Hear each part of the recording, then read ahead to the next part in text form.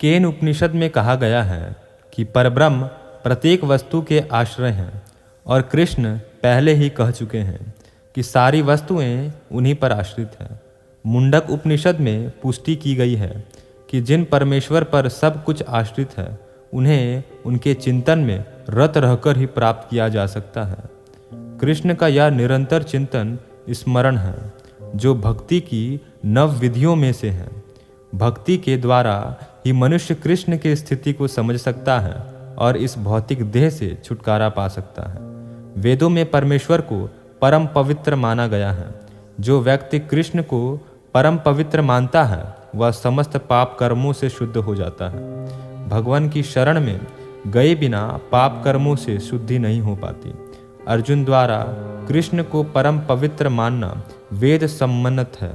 इसकी पुष्टि नारद आदि ऋषियों द्वारा भी हुई है।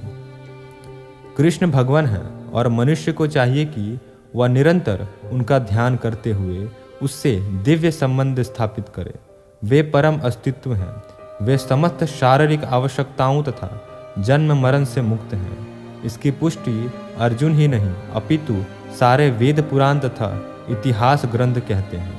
सारे वैदिक शास्त्र में कृष्ण का ऐसा वर्णन मिलता है और भगवान स्वयं भी चौथे अध्याय में कहते हैं, यद्यपि मैं अजन्मा हूँ किंतु धर्म की स्थापना के लिए इस पृथ्वी पर प्रकट होता हूँ।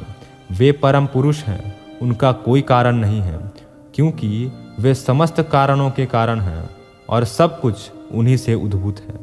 ऐसा पूर्ण ज्ञान केवल भगवत कृपा से प्राप्त होता है।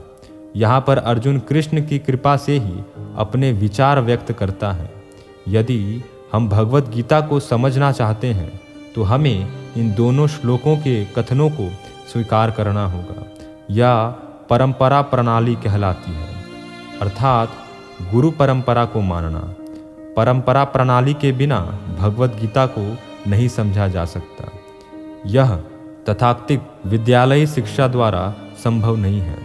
दुर्भाग्यवश जिन्हें अपनी उच्च शिक्षा का घमंड है वे वैदिक साहित्य के इतने प्रमाणों के होते हुए भी अपने इस दुराग्रह पर अड़े रहते हैं कि कृष्ण एक सामान्य व्यक्ति है।